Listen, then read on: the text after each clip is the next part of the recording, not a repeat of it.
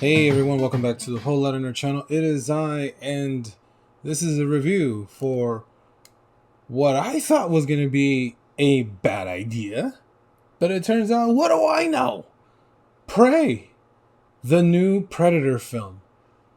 And I gotta say, this movie is amazing. It's okay. So as you saw in the trailer, it's set 300 years before the events, actually around 300 years before the events of the very first Predator film. But it's not set. Well, I believe it's the first Predator film is set in Guatemala, I believe, or Central America. This one is set. Well, this one is in Canada, 1719, and basically it's about this one Comanche Indian who basically doesn't want to be kind of in the fold. She's really good at medicine, and of course, you know, they expect her to be a certain way, but she doesn't want to grow up to be what traditionally is, expected. So she wants to be a warrior. She wants to be a hunter. So she, like her brother, wants to follow in his footsteps. And when the trailer to this film came out, the very first teaser, I wasn't really too excited. I was like, I don't know how this is gonna work. Then the full trailer came out, and well, that made a little bit more sense. But now that this film is out, I gotta say, okay, first things first. Okay, and I'm not getting into spoilers with this film. In this review, I'm not getting into spoilers. Number one, Disney, put this movie in theaters now. Put it in theaters now. You're gonna get a good return. Number two, my God, this film needs to be nominated for cinematography because it is beautiful the way it's shot. A lot of the scenes, a lot of the wide area scenes, they could be literal paintings. It's beautiful. I believe this movie is shot with natural light, so it looks very much like The Revenant. Um, and story wise, it is a coming of age story for Naru, I believe, the girl of the Comanche tribe. And I just gotta say, she is awesome. Amber Mid Thunder, who plays Naru, amazing. This girl is without a doubt a star. She carries this film. What I loved about her portrayal, and I actually love about her acting, is that her expression, her eyes say a lot, and I was captivated by just that alone. The story, like I said, is a coming of age story with her, and there are so many things that happen in this film that they kind of like progress throughout the film. Um, it builds on the hierarchy, like, okay, why the predator is there.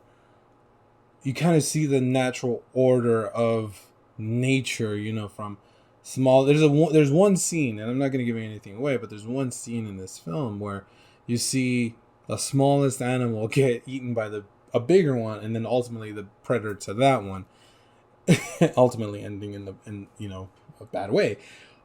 It's smart because it's symbolizing that nature has an order, and this creature being on the planet disrupts that order in a way.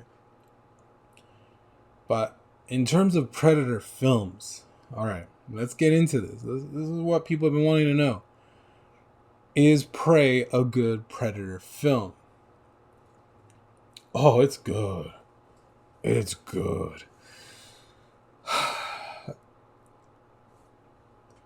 If you're going to rank these films, okay, a lot of people are going to put, of course, the original Predator first. You can easily put Prey second. Before, it used to be Predator 1, Predator 2, because of Danny Glover, their whole urban jungle story, which is still great. It's just different.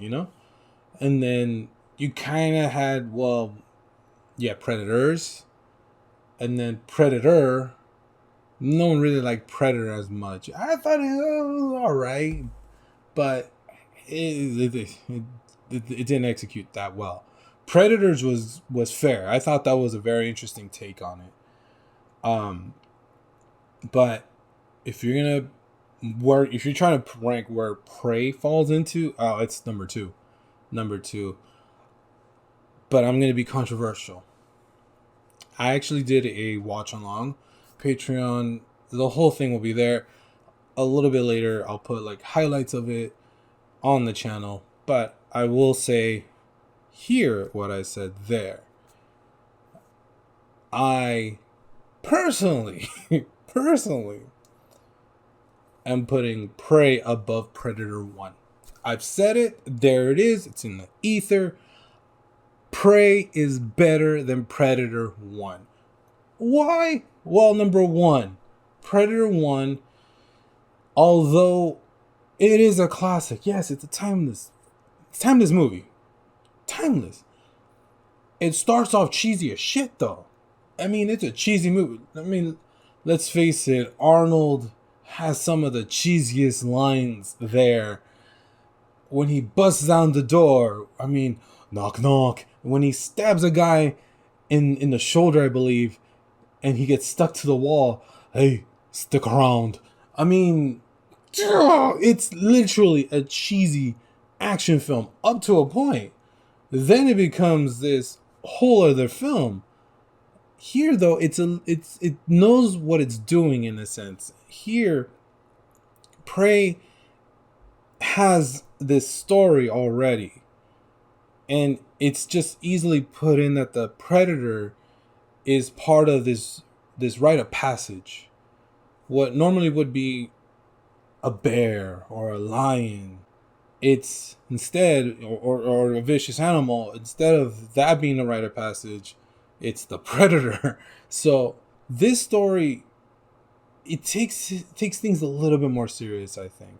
And that's why, for me personally, and it's not by much, I'm not saying Prey is 100 times better than the original Predator film. No.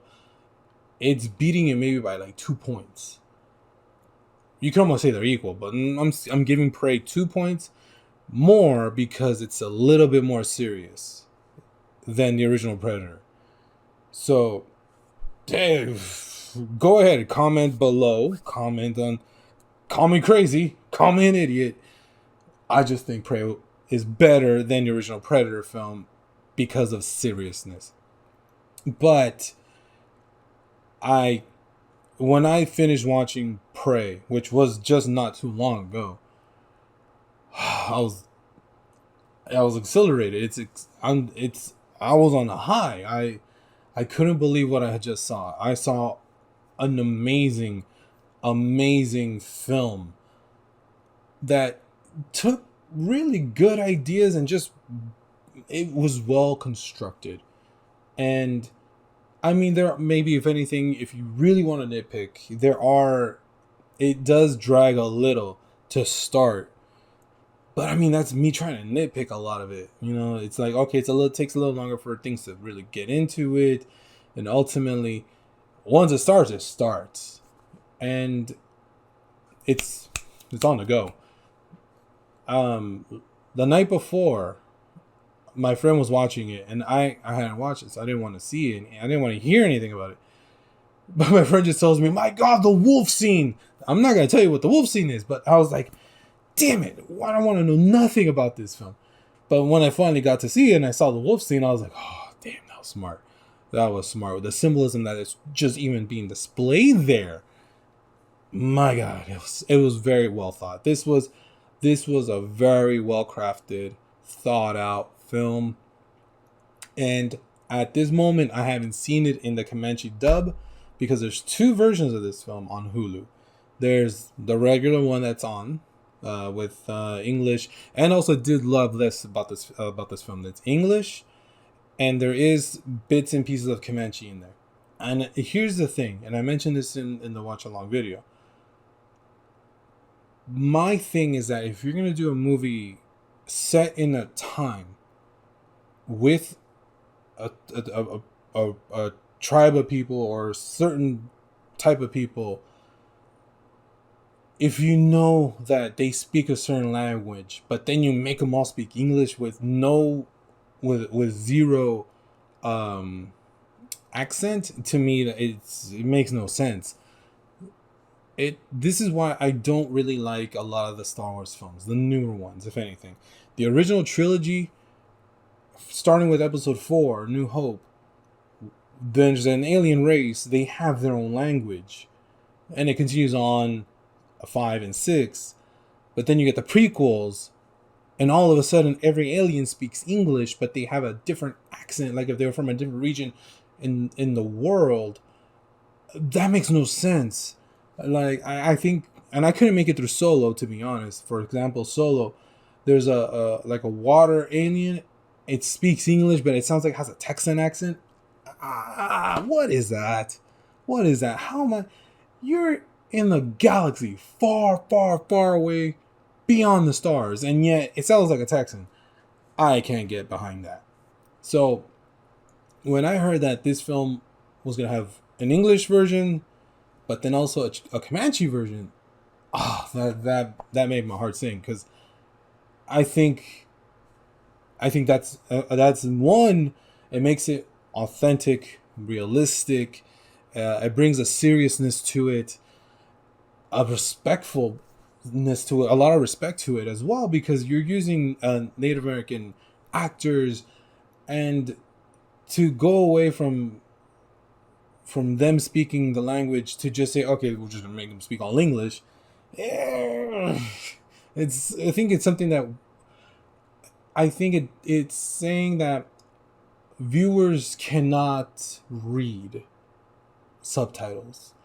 And that's something that I think, with now that, as you get older and you see different types of films that have subtitles and are spoken in their native language, they have a more resonance to it. There's more beauty to them. So to know that there's a Comanche dub, it's beautiful. It was beautiful to know. And I haven't seen it yet like that, but I will. And actually, that'll be my third time seeing it, because I just finished watching it again, but with my mom. So this is, I can't say enough high praise about this film. It's fucking awesome. I really, really wish Disney, who owns this property now, I really wish they would put it in theaters, because it should be in theaters. It's perfect popcorn movie. Stuff your face full of popcorn and watch this fight on the big screen. It's so worthy of a theatrical release. So, but we got it on Hulu, so that's my thoughts. Awesome film, fun, memorable, and it's the number 2 for many, but for me, the number 1 Predator film. What do you guys think, though? Comment below. Thank you again for liking, subscribing, sharing, all those things. Keep a lookout for the watch along abbreviated version, and if you want the full thing, there will be a link on the description to the Patreon. Sign up. You get to see the whole thing with me gasping and commenting and theorizing about something in the film too, which I'm pretty sure everyone caught on if they saw it. I just want confirmation, and let's discuss in there. Let's discuss a little bit more in depth. But anyways, thank you for watching. Thank you again for liking, subscribing, sharing, all those things, and I'll see you on the next one.